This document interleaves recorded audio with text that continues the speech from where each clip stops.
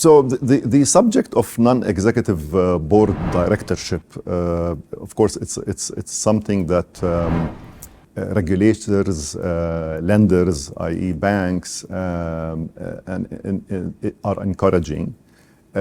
Companies vary in terms of the adoption of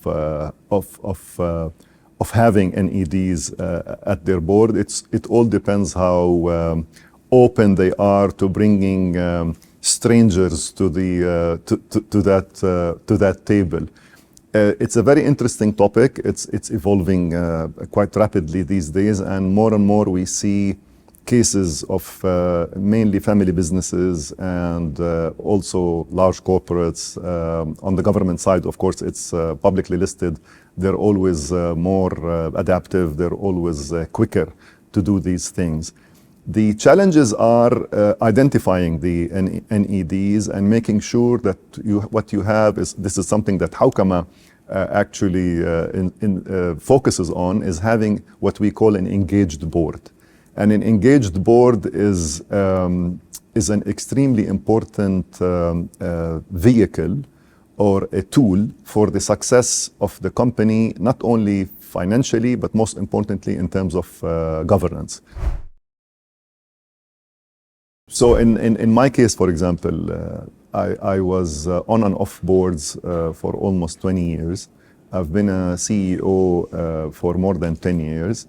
And I still felt that I needed to upskill myself because learning should be an ongoing process. And in fact, I'm graduating today from the Hawkama Institute as a professional director, simply because the world is changing at a rapid pace.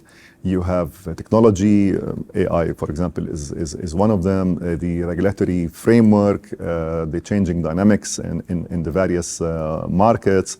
You have important issues like ESG and what have you. So the board member should be adept, should specialize in at least one of those aspects in order to add value to the chairman, other board members, and the executive and management team. So back to your question, I think there are talents out there, but I don't think that many or as many companies or entities are taking that process seriously.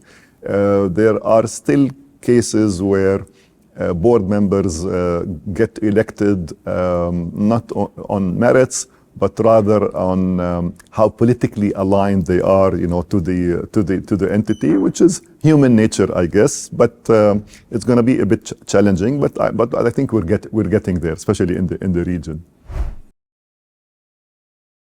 A successful board depends on how much value they're bringing to the table, and not only value, but they have to work in harmony with the CEO. There cannot be a disconnect between the board and the senior management, and at the same time there can't be the disconnect between the senior management and the rest of the institution.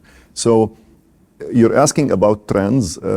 I just attended a session this morning. As you know, we're here for the 17th annual conference for Hawkama, and the main topic is AI. Everybody is talking about AI. In fact, one of the participants asked a very interesting question: would you think that AI would replace boards altogether? So you would have a company, it's like these driverless cars. You go into a car, there is no driver. You go into a company and there is no board.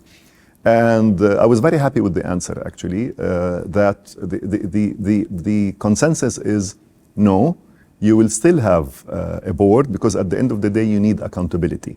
So the conclusion was, and I hope they're right, that AI is a tool that every board member should be capable of using in the right way to support the company, organizationally, financially, etc., and of course at the governance level.